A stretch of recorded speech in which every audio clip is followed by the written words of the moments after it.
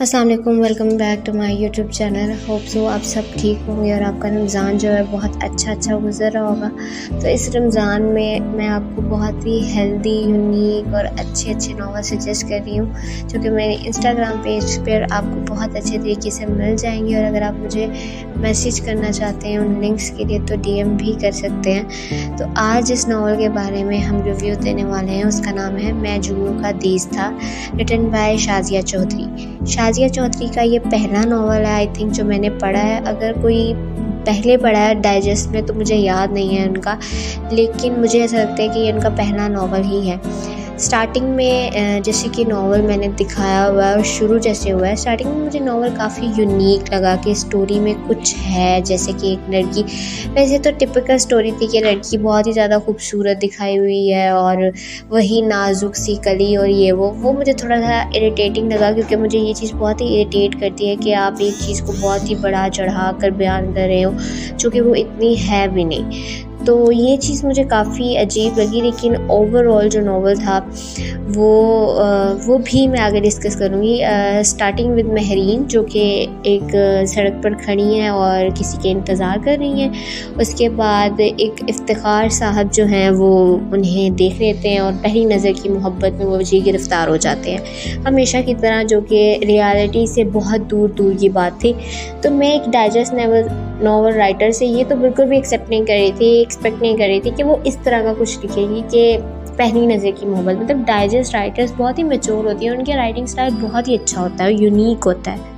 जबकि इनका writing style में स्टार्टिंग में 2-3 लाइनें पढ़ने पर लगा कि अच्छा कुछ है, लेकिन जब वो तारीफ़े सन के नाज़िफ की शुरू होगी तो मुझे लगा भाई ये भी कुछ ऐसा ही है। उसके बाद थोड़ा सा इफ्तिखार साहब का कैरेक्टर हमें डिफ़ाइन किया गया है, सिर्फ थोड़ा सा, कि वो एक जगह काम करते हैं जो कि इलीगल है और वो गरीब हैं और ये सब कुछ। उसके बाद महरीन का कैरेक्टर है, उसको भी बहुत अच्छे तरीके से एक्सप्लेन नहीं किया गया। बस ये कहा गया है कि उसका एक छोटा भाई है, वो खुद है, वो अपनी माँ के साथ अपने ताया के घर रहती है, उसके बाबा की डेथ हो चुकी है। बहुत ही ज़्यादा एक्सप्लेन नहीं किया गया कि महरीन का कैरेक्टर बेसिकली क्या है।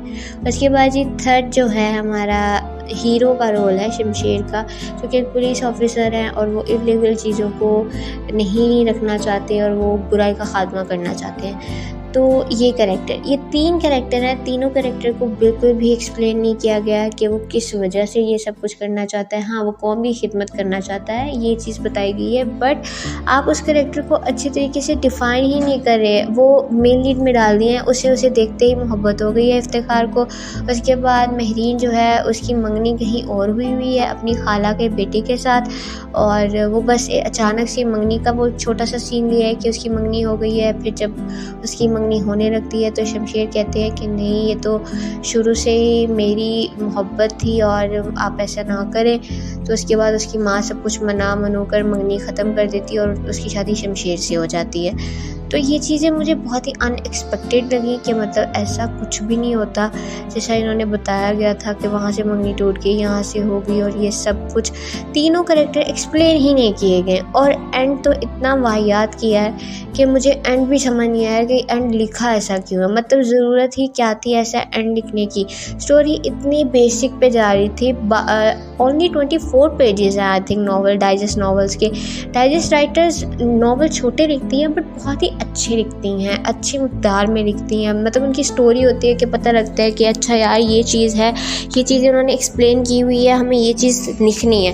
लेकिन इस राइटर ने मुझे लगता है कि बहुत ही कम पेजेस पे और बहुत ही ज़्यादा थोड़ा करके उसने लिखा, कैरेक्टर्स को डिफ़ाइन नहीं किया। महरीन की मंगनी हुई है, वो 3 साल से अपने मंगेतर के साथ इन्वॉल्व है, लेकिन जब शमशेर उसका नाम लेते तो वो फ़ौरन मान जाती है। मतलब ये क्या चीज़ थी।